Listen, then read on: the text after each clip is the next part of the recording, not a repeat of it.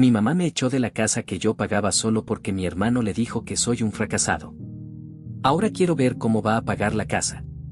Mi mamá, Elena, siempre tuvo un favoritismo muy marcado por mi hermano Nathan. Desde que éramos niños se notaba en cosas pequeñas, a él lo defendía más, le tenía más paciencia, y cuando hacía algo mal siempre encontraba una forma de justificarlo. Yo, en cambio, sentía que tenía que esforzarme el doble para recibir la mitad de atención. No es que ella fuera una mala madre en general, pero esa diferencia era difícil de ignorar. En las reuniones familiares hablaba orgullosa de los logros de Nathan, incluso de cosas bastante normales, mientras que cuando yo contaba algo mío, la conversación cambiaba rápido o lo minimizaba con una «qué bien». Afortunadamente mi papá, Frank, equilibraba bastante esa situación. Con él siempre tuve una relación mucho más cercana. Era el tipo de padre que realmente escuchaba, si quería contarle algo, me prestaba atención de verdad. Pasábamos mucho tiempo juntos, ya fuera arreglando cosas en la casa, viendo películas o simplemente hablando de cualquier tema. Creo que él se daba cuenta de la dinámica en la familia, aunque nunca lo dijo directamente. En lugar de confrontar a mi mamá por eso, parecía intentar compensarlo estando más presente conmigo. Gracias a eso nunca me sentí completamente solo dentro de mi propia casa. Con Nathan la relación era complicada. No diría que nos odiábamos, pero la diferencia en el trato generaba cierta tensión entre nosotros. A veces parecía que ni él mismo era consciente del favoritismo, otras veces sí lo notaba y lo aprovechaba un poco. Con el tiempo entendí que las familias rara vez son perfectamente equilibradas. Pero mirando hacia atrás, creo que si mi papá no hubiera estado ahí para poner ese contrapeso, mi relación con mi familia probablemente sería muy distinta hoy. Cuando tenía 14 años, mi padre murió de un paro al corazón. Fue repentino. Un día estaba ahí, como siempre, y al siguiente ya no. Para muchos fue la pérdida de un padre. Para mí fue perder a mi mejor amigo. Después de su muerte la dinámica en la casa cambió aún más, pero no de la forma que uno esperaría. Mi madre, Elena, en lugar de acercarse más a mí, siguió ignorándome casi por completo y empezó a poner a mi hermano Nathan, que en ese momento tenía 18, en un pedestal todavía más alto. Su explicación siempre era la misma, que él había sido el que estaba más cerca de mi padre, como si eso significara que su dolor era más importante o más real que el mío. Mientras tanto, yo cargué solo con el peso de perder a la única persona en la casa que realmente me entendía. Recuerdo que después del funeral me prometí dos cosas: no causarle más problemas a mi madre y ayudar en lo que pudiera, incluso si ella prefería pasar todo su tiempo con Nathan. Supongo que era mi forma de honrar a mi padre. Así que empecé a trabajar. Con 14 años conseguí un pequeño trabajo repartiendo periódicos por las mañanas. No pagaba mucho, pero era algo. Después, cuando pude, empecé a trabajar algunas horas en un supermercado del barrio. El sueldo era mínimo, pero los empleados tenían un pequeño descuento en productos, así que muchas veces lo usaba para ayudar a llenar la despensa de la casa. Los fines de semana cortaba el pasto de algunos vecinos. Era trabajo pesado, pero honesto, y cada dólar contaba. Había un vecino en particular, un veterano de guerra mayor, que siempre me pedía que cortara su césped. Siempre me pagaba un poco más de lo acordado. La primera vez que intenté devolverle el dinero extra me dijo algo que todavía recuerdo. Quédatelo, chico. Se nota que te esfuerzas. Puede sonar como algo pequeño, pero para mí significó mucho más de lo que él imaginaba. Fue la primera vez en 2 años que alguien reconocía lo que estaba haciendo. La primera validación que recibí desde que murió mi padre. Y mientras todo esto pasaba, ¿mi hermano hizo algo con su vida? No realmente. A los 20 años ya había cambiado de carrera por segunda vez. Cada vez que abandonaba una, mi madre simplemente decía lo mismo. Bueno, la tercera es la vencida. Y lo decía con una sonrisa orgullosa, como si fuera una muestra de perseverancia. Mientras tanto, yo seguía levantándome antes del amanecer para repartir periódicos. Bueno, aproximadamente un año después de todo eso, empecé a darme cuenta de que algo me llamaba mucho la atención: la arquitectura. No fue un momento dramático ni una gran revelación.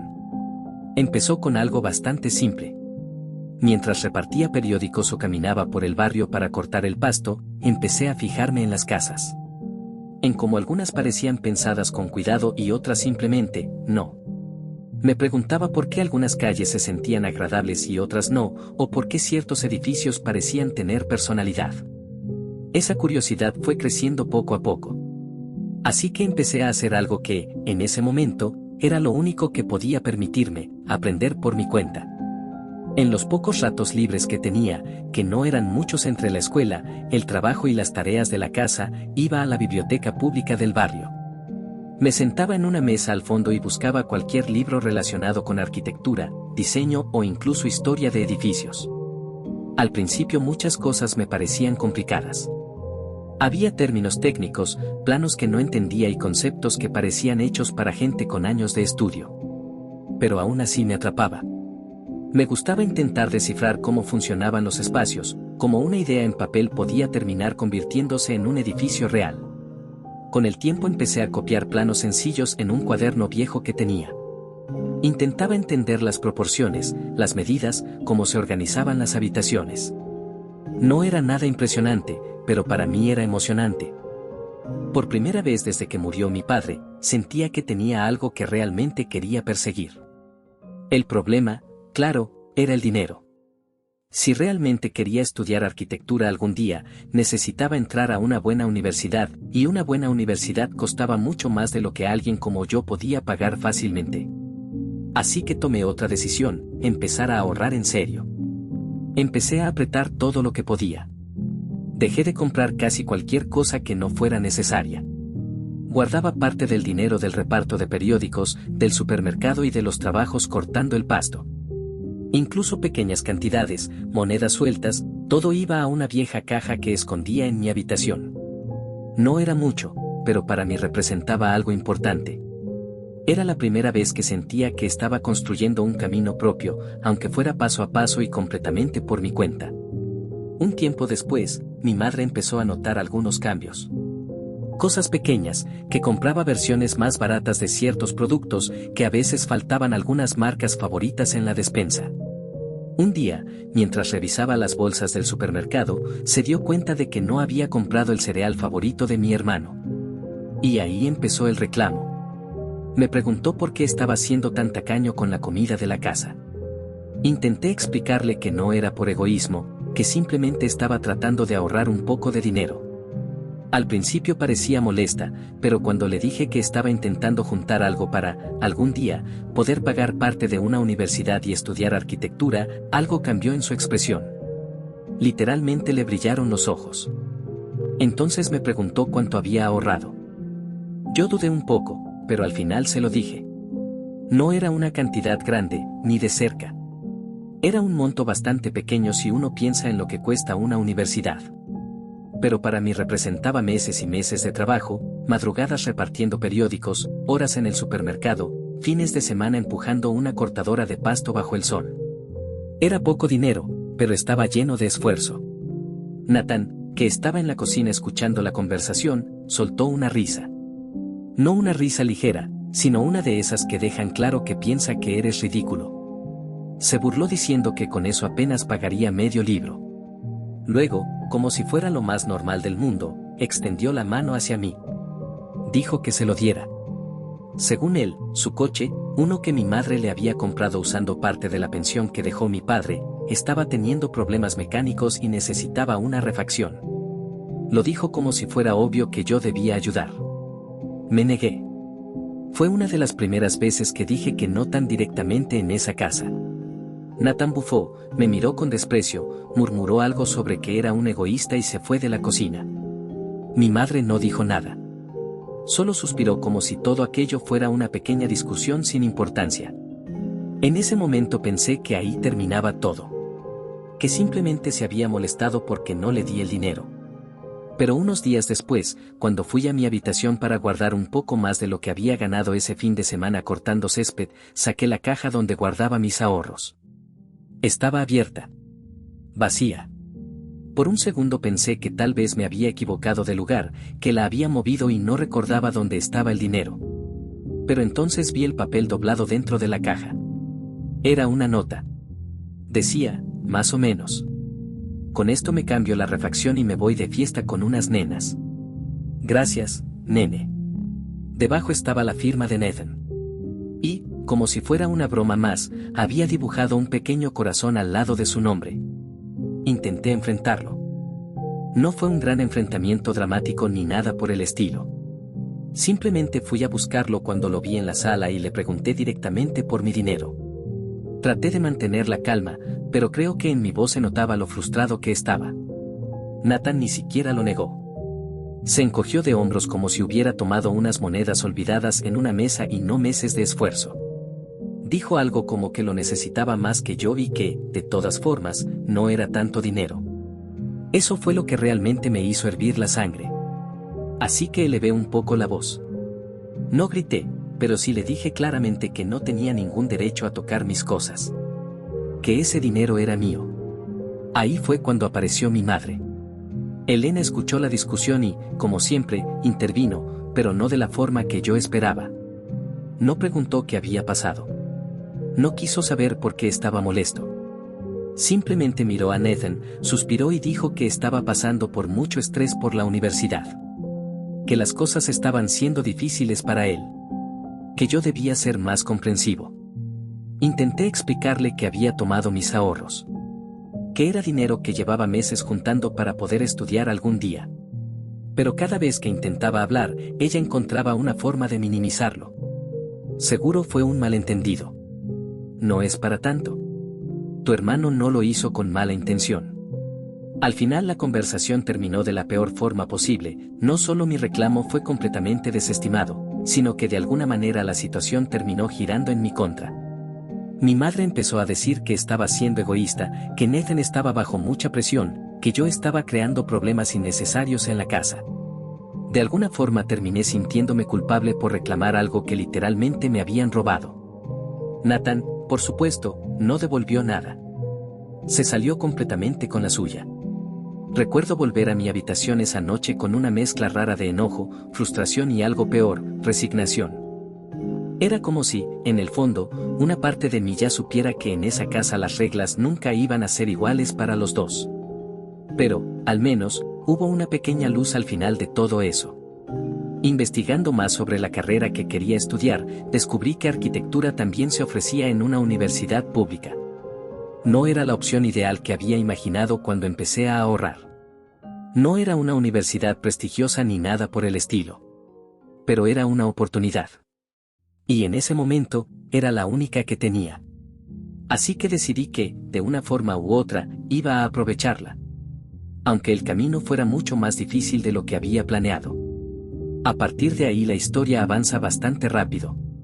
Con el tiempo, Nathan finalmente se fue de la casa. No porque quisiera empezar desde cero o algo así, sino porque mi madre decidió que era momento de que tuviera su propio espacio. Y cuando digo su propio espacio, me refiero a que Elena hipotecó la casa. Sí, literalmente puso la casa familiar como garantía para poder comprarle a Nathan un departamento bien ubicado en la ciudad. Según ella, era un regalo por haberse graduado en finanzas. Siempre lo decía con orgullo, como si fuera el resultado natural de todos sus esfuerzos. Claro, también decía que era importante que él fuera independiente. Y aparentemente, en su definición de independencia, eso significaba que él no tenía que ayudar a pagar la hipoteca. El problema era bastante obvio. La pensión que había dejado mi padre apenas alcanzaba para cubrir una parte de los pagos, y mi madre nunca había tenido el hábito de ahorrar. Durante años prácticamente todo el dinero extra se había ido en cosas para Nathan, su coche, sus gastos, sus cambios de carrera, sus caprichos. Así que, cuando llegó el momento de pagar las cuotas reales de la hipoteca, el peso cayó sobre mí. Para ese entonces yo ya estaba en la universidad pública estudiando arquitectura. No era fácil, pero me gustaba lo suficiente como para seguir adelante. Y durante mis prácticas en un pequeño despacho de arquitectos pasó algo que todavía considero uno de los pocos golpes de suerte que tuve en esa época. A los arquitectos del despacho les gustó cómo trabajaba. Nada extraordinario, pero apreciaban que fuera constante, que aprendiera rápido y que no tuviera miedo de quedarme un rato más para entender algo. Así que después de un tiempo me ofrecieron un trabajo de medio tiempo mientras terminaba la carrera. Para mí eso era enorme. Significaba experiencia real, algo de estabilidad y un ingreso un poco mejor que los trabajos que había tenido antes. Gracias a eso podía ayudar a pagar la hipoteca, aportar a la casa y seguir estudiando al mismo tiempo. Pero tampoco era que de repente mi vida se volviera cómoda.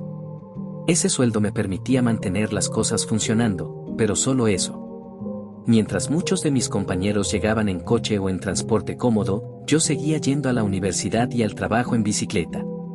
No porque me gustara especialmente el ejercicio, sino porque simplemente era lo que podía permitirme. Cada peso tenía un destino claro: la casa, los gastos básicos y terminar la carrera. Nada más. El día de mi graduación fue extraño. En realidad, no fui a la ceremonia. No había nadie que pudiera ir conmigo, y después de todo, ya me había acostumbrado a que esas cosas familiares simplemente no existieran para mí. Así que fui solo, por el certificado. Lo sostuve en mis manos y sentí una mezcla rara de orgullo y tristeza: orgullo por todo lo que había logrado, tristeza porque nadie de mi familia estuviera allí para compartirlo. Aproveché la ocasión para hablar con mi jefe en el despacho donde había hecho mis prácticas. Le comenté que estaba listo para trabajar a tiempo completo y, sorprendentemente, lo tomó con mucho gusto. Me ofreció un empleo formal, con un sueldo completo, y hasta me hizo una propuesta que jamás habría imaginado: me ofreció venderme un coche usado, en buen estado, a plazos. A veces llega sudado al trabajo, me dijo, no me importa, pero creo que esto es lo más sencillo. Te descuenta un poco del sueldo y ya. Como vas a recibir más, es la mejor opción. Acepté sin pensarlo demasiado. Tener un coche significaba ganar tiempo, energía y un poco de libertad que hasta entonces había sido imposible. Mientras hablábamos, noté que quería mostrarle mi gratitud de una manera más personal. Sin pensar demasiado, me acerqué y extendí los brazos, como si quisiera abrazarlo. Él me miró un segundo, sonrió y, con una rapidez inesperada, me jaló hacia él y me dio el abrazo. No era solo un gesto amable, era un reconocimiento. Por todo el esfuerzo, por todas las madrugadas, por todo lo que había cargado a mis espaldas durante tantos años. Ese abrazo, breve pero sincero, me recordó que no todo en la vida dependía de mi familia. Que a veces, la validación y el apoyo podían venir de lugares inesperados. Y por primera vez en mucho tiempo, sentí que todo el sacrificio había valido la pena. En las fiestas de fin de año, la dinámica familiar no cambió mucho, al menos no para Nathan. Tan pronto llegamos, él no pudo evitar notar que mi coche era mejor que el suyo. No se lo tomó con calma, enseguida empezó a intentar hacerme sentir inferior. Bueno, yo ya tengo departamento, decía, como si eso lo convirtiera automáticamente en alguien más exitoso. Las risas de mis tíos eran incómodas, como esas que no sabes si son de apoyo o de vergüenza ajena, pero algunos de mis primos reían más fuerte. Nathan siguió con las bromas toda la noche, repitiendo el mismo guión, lo exitoso que era él y lo fracasado que yo era. La conversación era un déjà vu de años de comparaciones absurdas. Hasta que, finalmente, me cansé. Le aclaré, con la calma que pude reunir, que todo lo que él tenía solo se lo debía hacer un parásito de mi madre.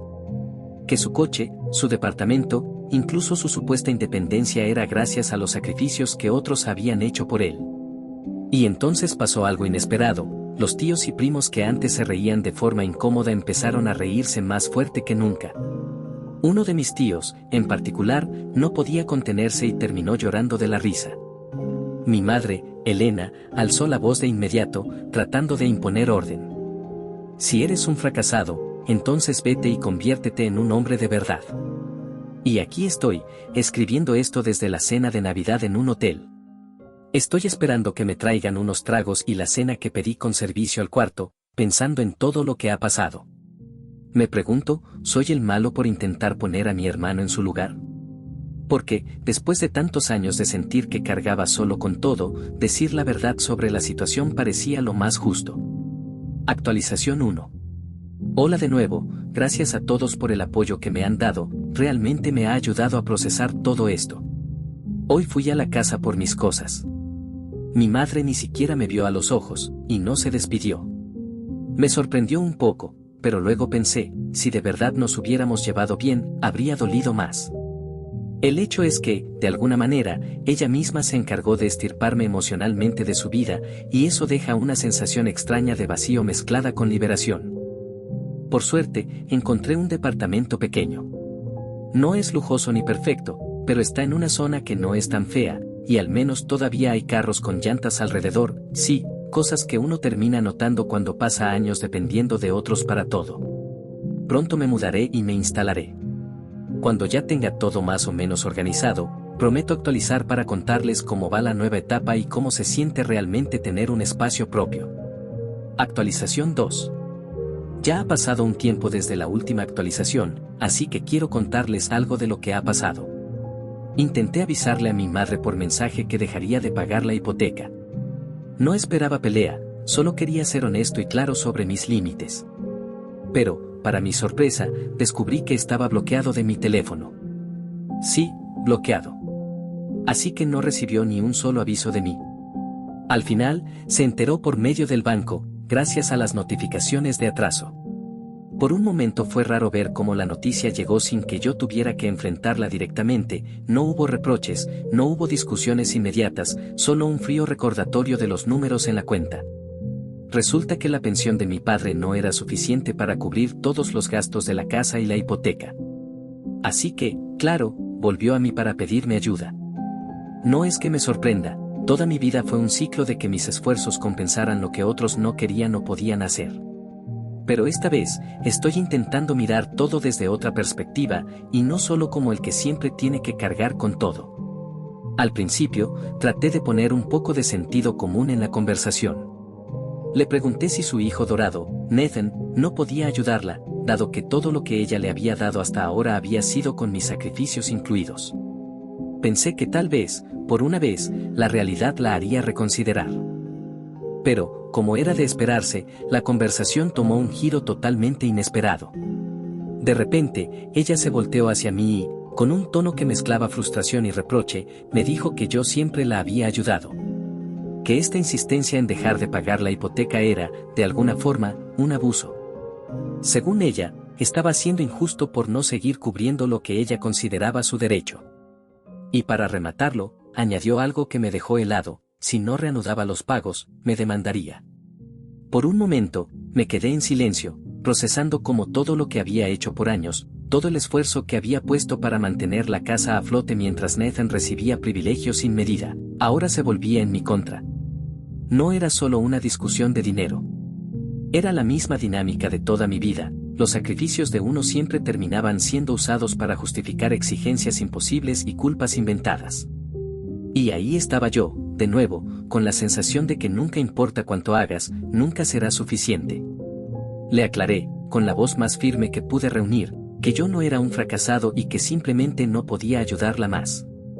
Le dije que estaba empezando a construir mi propia vida, poco a poco, esforzándome para ser exitoso a mi manera, como mi hermano había tenido la suerte de serlo, aunque él todavía no tuviera un trabajo estable. Intenté explicarle que mis límites ya no eran negociables. Que después de años de cargar con todo, merecía por fin un respiro y la oportunidad de crecer por mí mismo. Su reacción fue inmediata y predecible, me dijo que me arrepentiría de esa decisión. Con un tono lleno de reproche y amenaza implícita, me colgó el teléfono sin escuchar nada más. Por un momento, me quedé en silencio, procesando la mezcla de rabia, alivio y tristeza que sentía. Rabia porque, como siempre, mis esfuerzos habían sido ignorados, alivio porque finalmente había puesto un límite, y tristeza porque, a pesar de todo, seguía deseando que la relación hubiera sido diferente. Pero al colgar, también sentí algo nuevo, la sensación de que esta vez, por primera vez, estaba defendiendo mi propia vida. Y aunque la tormenta familiar todavía no termina, por primera vez estaba decidido a no dejarme arrastrar. Actualización 3. Sé que los dejé en suspenso en la última actualización, pero sinceramente no había mucho más que decir, hasta ahora. En contra de cualquier pensamiento lógico, mi madre decidió poner una segunda hipoteca sobre la casa. ¿El motivo? Pagar los abogados. Y, como era de esperarse, toda la culpa volvió a caer sobre mí. Según ella, yo era el responsable de la situación y, por lo tanto, debía cubrir todos los gastos. No hubo discusión razonable, ni análisis de números, ni siquiera un mínimo reconocimiento de lo que había hecho durante años para mantener la casa a flote mientras ella consentía a Nathan. Todo recaía sobre mis hombros, como si mis esfuerzos anteriores no contaran. Es difícil explicar lo agotador que se siente ver cómo alguien puede construir toda su narrativa alrededor de una mentira emocional, culpando al que siempre ha cargado con todo. Pero aquí estoy, intentando digerirlo y decidir cómo actuar sin dejar que esto destruya mi vida. Al gestionar todo con mi abogado, descubrí algo que me dejó un alivio enorme: la demanda de mi madre no procedía. Todo ese miedo que me habían hecho sentir, toda la presión y la culpa que me habían intentado imponer, era infundada. Legalmente, no tenía ninguna obligación de pagar lo que ella decía. No era responsable de sus decisiones financieras ni de sus abogados. Fue un golpe de realidad bastante liberador. Por primera vez en mucho tiempo, sentí que no estaba atrapado en su narrativa. Por un momento, solo respiré y dejé que todo eso calara. Después de años de cargar con culpas y responsabilidades ajenas, finalmente había un respaldo que me confirmaba que estaba en lo correcto. No es que esto haga que todo lo anterior desaparezca, ni que el resentimiento familiar se vaya de golpe, pero me dio claridad. Me recordó que, aunque la familia puede intentar manipularte emocional y financieramente, todavía puedes establecer límites firmes. Ahora puedo avanzar con la cabeza un poco más erguida, sabiendo que por fin tengo algo de control sobre mi vida y mis decisiones. Sinceramente, no siento que pueda actualizar mucho más por el momento. Hay cosas que todavía estoy procesando y necesito tiempo para ordenarlas. Pero quiero contarles brevemente lo que pasó después. Después de todo el conflicto con la hipoteca y la demanda que no procedía, finalmente pude tomar un respiro. Pude establecer límites más claros con mi madre y empezar a concentrarme en mi propia vida sin sentirme culpable por sus decisiones o sus expectativas. No ha sido fácil, ni creo que algún día sea perfecto, pero por primera vez siento que estoy construyendo algo solo para mí. No es solo una cuestión de dinero o de propiedad, sino de recuperar la libertad de decidir sobre mi vida y mis esfuerzos. Cuando sienta que tengo algo más concreto que compartir sobre cómo sigue mi vida y mi independencia, prometo actualizar de nuevo. Por ahora, solo quería que supieran que, después de años de cargar con todo, estoy empezando a vivir para mí mismo. Actualización 4. Hola a todos, empezaré por lo más importante. Mi madre perdió la casa. Después de que su demanda fuera desestimada y con la segunda hipoteca encima, la situación se volvió completamente insostenible. Al final tuvo que venderla. De los 320,000 pesos que consiguió por la venta, apenas pudo quedarse con poco más de 110,000 pesos. Entre el pago de la hipoteca pendiente y los gastos asociados a la venta, impuestos, honorarios de la inmobiliaria, tasación, certificados legales, y algunos arreglos mínimos que siempre exigen para poder vender la propiedad, la cifra real que le quedó fue mucho menor de lo que parecía al principio. No sé si fue justo o no, pero sí fue el resultado lógico de todas las decisiones que había tomado: hipotecar la casa varias veces, gastar sin ahorrar y depender siempre de los esfuerzos de los demás. Por mi parte, todo esto me dejó un sentimiento extraño. Por un lado, hay alivio porque finalmente no estoy cargando con deudas que no me correspondían. Por otro, no deja de ser un recordatorio de lo complicado que puede ser lidiar con familias donde el favoritismo y la dependencia financiera dominan la dinámica. Después de la venta, las cosas para mi madre no fueron como esperaba. Ese dinero que le quedó, los poco más de 110,000 pesos, se acabó rápido. Entre gastos personales, deudas pequeñas que había acumulado y algunas comodidades que no podía dejar pasar para Nathan, pronto se dio cuenta de que no alcanzaba para vivir como ella quería. Nathan, por su parte, también sintió el golpe. Su departamento estaba comprado con parte del dinero que yo había ayudado a que ella justificara y mantener, pero ahora que la casa había sido vendida y la hipoteca pagada, la sensación de seguridad que siempre tuvo empezó a tambalear. De repente, todas esas cosas que daba por sentadas, su coche, su departamento, incluso los caprichos que mi madre le compraba, dejaron de estar completamente bajo su control. Yo, en cambio, estaba en un lugar distinto. Mi departamento pequeño, mi trabajo a medio tiempo en el despacho de arquitectos y los esfuerzos que había hecho por años empezaban a dar frutos. No era una vida perfecta ni sin sacrificios, pero era mi vida. Mis decisiones, mis límites y mi esfuerzo finalmente estaban produciendo resultados tangibles, sin depender de nadie que no quisiera ver la realidad. Es un contraste fuerte: mientras ellos enfrentan las consecuencias de años de mala planificación y de depender de los demás, yo avanzo poco a poco, construyendo algo sólido para mí. Y por primera vez en mucho tiempo, siento que el esfuerzo que puse en mi vida me pertenece realmente, sin culpas ni manipulación emocional de por medio. Aunque todavía hay momentos difíciles y recuerdos de todo lo que cargué, esta etapa me ha enseñado que la independencia y la autodeterminación valen cada sacrificio que uno hace, y que a veces, la vida recompensa más a quienes construyen paso a paso su propio camino. Sé que mi padre no estaría orgulloso de todo lo que pasó con mi madre y mi hermano, pero definitivamente me entendería. A él le pido una disculpa por no poder cumplir la promesa que le hice de mantener la armonía en la familia y apoyar a mi madre incondicionalmente, pero no podía seguir de esta manera. Durante años cargué con responsabilidades que no me correspondían, sacrificando mi vida y mis sueños para sostener una dinámica que nunca fue justa. Ahora, después de tantos años de esfuerzo, errores de otros y decisiones difíciles, finalmente puedo decir que estoy construyendo algo propio. No es perfecto ni lujoso, pero es mi vida, con límites claros, con independencia y con el fruto de mi trabajo. Mi madre y Nathan enfrentan las consecuencias de sus decisiones y sus dependencias, y yo avanzo paso a paso hacia una vida que realmente puedo llamar mía. Después de todo lo vivido, lo único que puedo hacer ahora es seguir adelante, aprender de todo esto y honrar la memoria de mi padre siendo fiel a mí mismo. Gracias a todos los que me leyeron y me dieron su apoyo. Esto es solo un capítulo cerrado, pero siento que, por primera vez, puedo mirar hacia adelante con esperanza.